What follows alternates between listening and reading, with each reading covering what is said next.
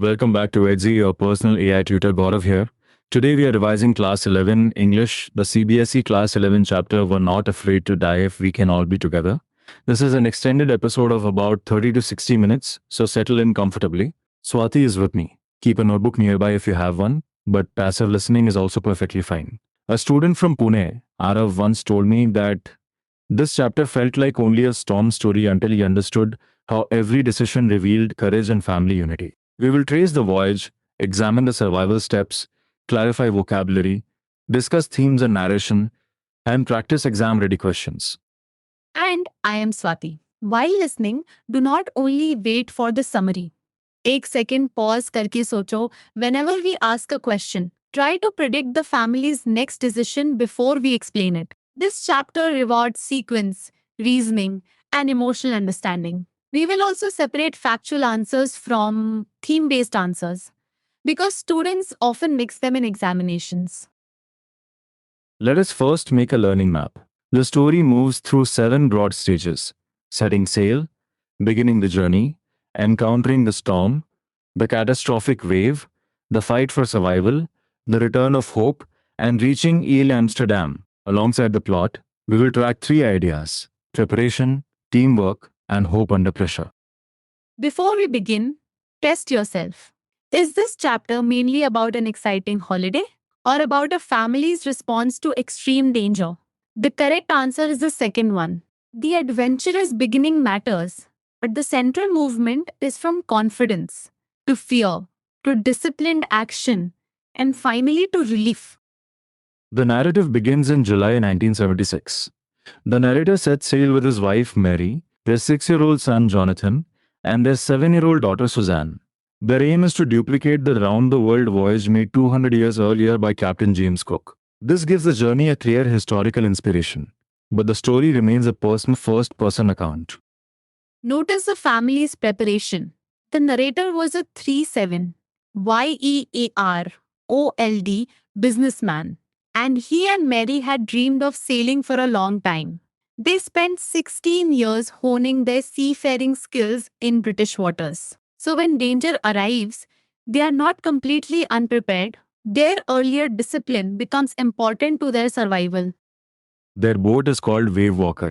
It is described as a 23 METRE 30 TON wooden hulled boat that was professionally built. They spent months fitting it out and testing it in rough weather. Exam point: do not present the voyage as careless risk taking. The family had a dream, but they also invested years in training and preparation. Why is the opening useful to the reader? It establishes competence and hope before the crisis. We understand that the family is capable, experienced, and excited. Therefore, when even they are overwhelmed by the sea, the danger feels genuinely immense. The contrast strengthens the impact of the later events. Let us check one detail. Who inspired the voyage? Captain James Cook. Where did the family begin? Plymouth, England. What kind of account is this? It is a first-person account because the narrator tells the events using his own experience. These small details can support a short factual answer. The first leg of the planned 3-year journey passes pleasantly. The family sails down the west coast of Africa and reaches Cape Town. There, before heading east into the southern Indian Ocean, they take on 2 crewmen, American Larry Vigil and Swiss Herb Siegler. The crew strengthens the practical team on board. The change in the journey begins on the second day out of Cape Town. Strong gales continue for the next few weeks. The narrator says that gales themselves did not worry him, but the size of the waves was alarming. Some waves reached up to 15 meters, as high as the mainmast. That distinction is important.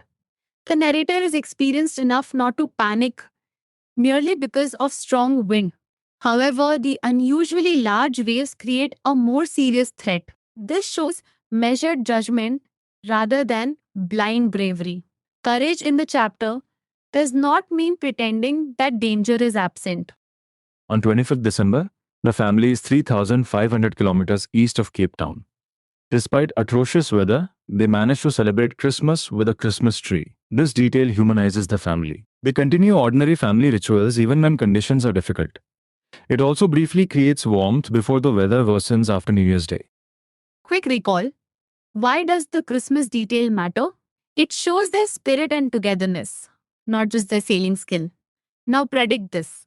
If the weather has been bad for weeks, what would sensible sailors do when the waves become gigantic? They would reduce speed, secure equipment, practice emergency procedures, and protect themselves. At dawn on 2nd January, the waves are gigantic. The boat is moving at 8 knots, with only a small storm jib. The wind and spray are painful to the ears, and endless seas appear to roll towards the boat. To slow down, they drop the storm jib and lash a heavy mooring rope in a loop across the stern. They then double lash everything, conduct a life raft drill, attach lifelines, and put on oilskins and life jackets. This is a sequence question waiting to be asked. Do not write only that they prepared themselves. Mention several concrete steps and connect them to the purpose, reducing speed, securing the boat, and preparing for possible disaster. The first indication of impending disaster is an ominous silence at about 6 in the evening. The wind drops and the sky grows dark. Then a roar begins. The narrator realizes that the enormous shape behind the ship is not cloud but a wave. It is almost twice the height of the other waves and has a frightening breaking crest. Why is the silence ominous? Usually, silence can suggest safety, but here it signals a sudden and unnatural change before the enormous wave arrives. This is an example of atmosphere in narration. The writer builds tension through darkness, silence, growing sound, and the delayed recognition of the wave. Let us create a mental picture. The stern rises up the face of the wave. For a moment, the narrator thinks they may ride over it. Then a tremendous explosion shakes the deck, and green and white water breaks over the ship. The calm expectation of surviving the wave is suddenly replaced by violent destruction. Mini recap. Before the main disaster, the family had experience, a well prepared boat, and emergency routines. But preparation does not make them invincible. It gives them the ability to respond when nature becomes overwhelming. That balance between human preparation and natural power is central to the chapter. The wave hits the narrator violently, his head smashes into the wheel, and he is thrown overboard. As he sinks and loses consciousness, he accepts that death may be approaching and feels peaceful. Unexpectedly, his head comes out of the water. Wave Walker is near capsizing with its masts almost horizontal. His lifeline then becomes crucial. A wave throws the boat upright. The lifeline becomes taut, and he grabs the guardrails. He is hurled into the main boom, tossed around the deck, and badly injured. Yet, he somehow reaches the wheel and lines up the stern for the next wave. Survival begins with continuing the next necessary action. Notice the narration here. The first person voice gives us direct access to the narrator's fear, confusion, pain, and physical effort. We do not receive a distant report. We experience the crisis through rapid actions and sensory details: the roar, the water, the impact, the blood, and the struggle to hold the wheel. Here is a check. Was the narrator saved because the sea became calm immediately? No. He survives because the lifeline pulls him back towards Wave Walker. A wave rides the boat, and he manages to regain control. Write the causes in sequence rather than saying vaguely that luck saved him. When the narrator reaches the wheel, he feels that the boat is flooding but cannot leave the wheel immediately. Mary appears through the front hatch and says that they are sinking and that the decks are smashed. He tells her to take the wheel while he investigates. This shows quick delegation under pressure. Larry and Herb are pumping intensely. Inside the boat, broken timbers hang at strange angles. The starboard side bulges inward, and objects float in deep water. The narrator half swims and half crawls into the children's cabin. Jonathan and Suzanne are in an upper bunk. Suzanne reports a bump on her head, but the emergency leaves no time for immediate concern. To repair the boat, the narrator finds a hammer, screws, and canvas. The starboard side has been bashed open, so water enters with every wave. He stretches the canvas and secures waterproof hatch covers over the holes. The repair does not stop every leak. but it deflects most of the incoming water outside. Now remember the two linked survival tasks. Reduce the amount of water entering and remove the water already inside. The repairs address the first task. Pumping addresses the second. If an answer asks how the captain checked the flooding, explain both the repairs and the use of pumps. The hand pumps begin to block because of debris, and the electric pump short circuits. Blue spare hand pumps are also lost overboard, along with several pieces of equipment. At this point, the situation seems to close in from every direction. Then the narrator remembers another electric pump under the chart room floor. That pump works after he connects it to an outpipe. This moment is not a magical solution. It only gives them another means to control the water. The chapter repeatedly shows limited successes followed by new problems. That realistic pattern makes their determination more convincing. The night becomes a bitterly cold routine of pumping, steering, and operating the radio. Their mayday calls receive no replies, which is understandable because they are in a remote area. The absence of immediate rescue increases the psychological pressure. They must depend mainly on their own cooperation and endurance. Now consider Suzanne. Her head has swollen, she has black eyes, and she has a deep cut on her arm. When asked why she did not speak earlier, she says she did not want to worry her father while he was trying to save everyone. What does this reveal? She is physically vulnerable, but emotionally thoughtful and remarkably brave. By 3rd January, the pumps bring the water level under control enough for the family to rest in rotation. However, the inspection reveals severe structural damage. Almost all the main rib frames are smashed down to the keel, and a section of the starboard hull is held up only by cupboard partitions. The boat may not remain together long enough to reach Australia. The word rotation matters in an answer. They do not all rest together. They take turns because the boat still needs pumping, steering, and other work. This shows practical teamwork. In a crisis, cooperation is not only emotional support, it also means dividing limited time and energy intelligently. The narrator checks the charts and identifies two small islands a few hundred kilometers to the east. Isle Amsterdam, a French scientific base, becomes their only realistic hope. Australia is too far because Wavewalker cannot hold together for that distance. The auxiliary engine is also of action, so their choices are sharply limited. At this point, try a prediction. If the hull is weakened, why can they not simply use every available sail? Because pressure on the rigging could tear the damaged section of the hull apart. Their decision must protect the boat while still moving towards land. This is survival through careful compromise. On 4th January, after 36 hours of continuous pumping, only the last few centimeters of water remain. The family must now keep pace with the water still entering. Since the main mast cannot safely carry sail, they hoist the storm jib and head towards the islands. Mary finds corned beef and cracker biscuits, their first meal in almost 2 days. अब तक हम the first major survival phase cover कर चुके हैं. The wave damaged the boat. The narrator returned to the wheel. Mary took over when needed. Larry and Herb pumped. The narrator repaired holes. And a second electric pump helped control the flooding. The family survived through many small actions, not one dramatic action alone. This is a good moment to use Etsy for an exact doubt, ask why the storm jib was used instead of the mainsail, and then try to explain the answer yourself. The useful part is not receiving a sentence to memorize. It is checking whether you can connect the damaged hull, pressure on the rigging, and the safer sailing choice. Their relief is brief. At 4 in the afternoon, black clouds build behind them. Within an hour, the wind rises to 40 knots, and the seas become higher. Through the night, the weather deteriorates again. By dawn on 5th January, the situation is desperate once more. The story's emotional movement is not a straight line from danger to safety. The adults understand the seriousness of the danger, but they try to maintain strength for the children. Jonathan asks whether they are going to die. The narrator tries to assure him that they can make it. This exchange reveals the parents' fear and responsibility. They cannot afford to spread panic, even though they themselves feel that the end may be near.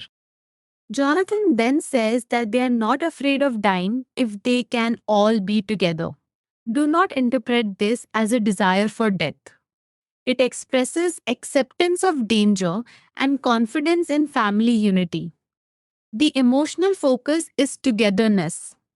His words give the narrator renewed determination to fight the sea. The narrator decides to heave to. He positions the undamaged port hull towards the incoming waves, protecting the weakened starboard side. He uses a sea anchor made from heavy nylon rope and 222 LITRE plastic barrels of paraffin. The decision demonstrates technical knowledge, but it also reflects calm thinking under extreme stress. That evening, Mary and the narrator sit together holding hands while more water enters through the broken planks. They both feel that the end is close. This scene is quiet compared with the wave strike, but it is emotionally powerful. It shows fear honestly rather than presenting the adults as fearless heroes. Yet Wavewalker rides out the storm. By 6 January, the wind eases, and the narrator tries to calculate their position using a sextant. He considers wind speeds, changes of course, drift, and currents. They are somewhere in a huge ocean, searching for an island only 65 kilometers wide. The numbers make the challenge feel almost impossible. Suzanne then joins him painfully and gives him a card. On it, she draws caricatures of her parents and writes a loving message hoping for the best. Why is this card important? It brings affection and humor into a situation filled with injury and fear. Her emotional strength supports the adults, even though she is only 7. The narrator has lost the main compass and uses a spare one that has not been corrected for magnetic variation. He adjusts his calculations and considers the westerly currents. He asks Larry to steer a course of 185 degrees and expects that the island may appear by 5 in the evening. His conviction is outwardly firm, though internally he does not feel certain. At 6 in the evening, the narrator wakes and believes they have missed the island. He thinks they cannot turn back against the westerly winds. Then, Jonathan asks for a hug, and Suzanne says that he must be the best captain because he has found the island. Their words seem confusing for a moment, but they are actually announcing the sight of land. The family reaches Isle Amsterdam. It appears bleak, volcanic, and sparsely vegetated, but after the ordeal, it looks like the most beautiful island in the world. They anchor offshore for the night. The next morning, all 28 inhabitants cheer and head them ashore. Relief comes not only from land, but also from human support. The ending reflects on the people who helped the survival. Larry and Herb remain cheerful and optimistic. Mary stays at the wheel during crucial hours. Suzanne hides her worry about her injuries. And Jonathan is not afraid to die if the family remains together. The narrator remembers each contribution, so survival is presented as collective. Let us pause for a structured recap. On 2nd January, the great wave strikes. The family repairs and pumps through the night. On 3rd January, they discover the hull is severely damaged. On 4th January, they reduce the water and head towards Isle Amsterdam. On 5th January, another storm creates despair. On 6th January, calmer weather allows navigation, and the children finally see the island. Active recall check. Which date is linked with the huge wave? 2nd January. Which date brings the children's statement about being together? 5th January. Which date brings the sight of Isle Amsterdam? 6th January. Dates should support your sequence, but do not overload an answer with details that do not serve the question. Now let us clarify the expressions highlighted in the chapter. Honing our seafaring skills means carefully improving and sharpening sailing skills through practice. Pinpricks in the vast ocean refers to the two tiny islands appearing insignificant in comparison with the enormous ocean. The phrase creates a strong contrast between the size of the sea and the small target. Ominous silence means a silence that suggests something bad may happen. A tousled head is a head with hair in a messy or untidy state. Mayday calls are distress calls sent by a ship or person in serious danger. Try using each expression in the chapter's context rather than learning only a dictionary meaning. The chapter also uses ship terms that can have other meanings. A knot can be a unit of speed, while a knot in ordinary language is a fastening made by tying. The stern is the rear part of a vessel, but it can also describe a strict or serious manner. A boom is a part of sailing equipment, while boom can also mean a sudden increase or a loud sound. A hatch is an opening with a cover, especially on a ship, but the word may also refer to an opening or a young animal emerging from an egg. An anchor holds a vessel in place, and in another sense, a person or idea can provide stability. Context decides the meaning. This is exactly the kind of vocabulary reasoning students should practice. The compounds airship, flagship, and lightship all end in ship, but their meanings differ.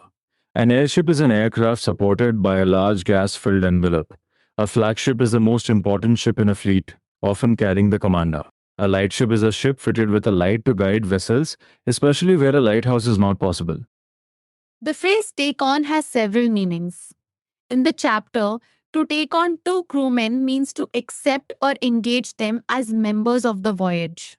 It does not mean to begin having a quality to fight an opponent or simply to allow something onto a vehicle. Always choose the meaning from the sentence around the phrase. Let us address the first comprehension question. List the steps taken by the captain to protect the ship when rough weather began. A strong answer includes dropping the storm jib, lashing the mooring rope across the stern, double lashing equipment, conducting the life raft drill, attaching lifelines, and wearing oilskins and life jackets. The second part asks how the captain checked the flooding. Mention the canvas and waterproof hatch covers first. Then explain the pumping. The hand pumps blocked, one electric pump short circuited, and the spare electric pump under the chart room floor was connected successfully. The answer should show a sequence of problems followed by practical responses. A question may ask you to describe the mental condition of the voyagers on 4th January and 5. On 4th January, they experienced brief relief after controlling most of the water and eating their first meal in almost 2 days, but the situation remains uncertain. On 5th January, worsening weather brings renewed desperation, fear, and the possibility of death. Do not write that the family was hopeful throughout. That would miss the emotional shifts. They move between relief and anxiety, confidence and uncertainty, despair and renewed determination. The narrator feels the end is near, yet continues calculating and steering. This combination of fear and action is more accurate than calling the characters simply fearless. Another important question asks about the difference between adult and child reactions to danger. The adults feel fear and understand the technical seriousness of the situation, but they try to remain strong. The children are physically injured, yet show emotional courage. Jonathan accepts the possibility of death if the family stays together, while Suzanne hides her injuries to avoid adding to her father's worry. If the question asks how optimism helps people endure stress, avoid giving a general motivational statement only. Use the chapter. Larry and Herb remain cheerful, the children express love and hope, and the narrator continues repairing, navigating, and recalculating despite uncertainty. Optimism here is not denial. It gives people the strength to continue useful action. The chapter's main themes include courage, family unity, perseverance, hope, and the power of the human spirit against natural forces. The title expresses the strongest theme. The children are not claiming that danger is harmless. They are saying that togetherness makes even the possibility of death less frightening. The narration also shifts across sections. The opening presents the dream and the calm beginning. The middle becomes fast, physical, and chaotic during the storm and repairs. The later section becomes reflective and hopeful as the family calculates its position, receives emotional strength from the children, and reaches land. A useful subtitle should capture the movement and mood of each section. For a three-part organization, you could frame the sections as the dream and the voyage, the great wave and the struggle for survival, and the search for land followed by rescue. These are not quotations from the chapter. They are concise analytical subtitles. In an examination, explain why each subtitle fits the events in that part.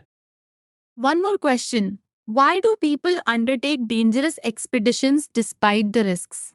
The chapter supports answers about a long held dream, adventure, learning, and the desire to follow the path of a famous explorer, but balance the answer by recognizing the risks and the preparation required. Do not claim that the family was seeking danger for its own sake.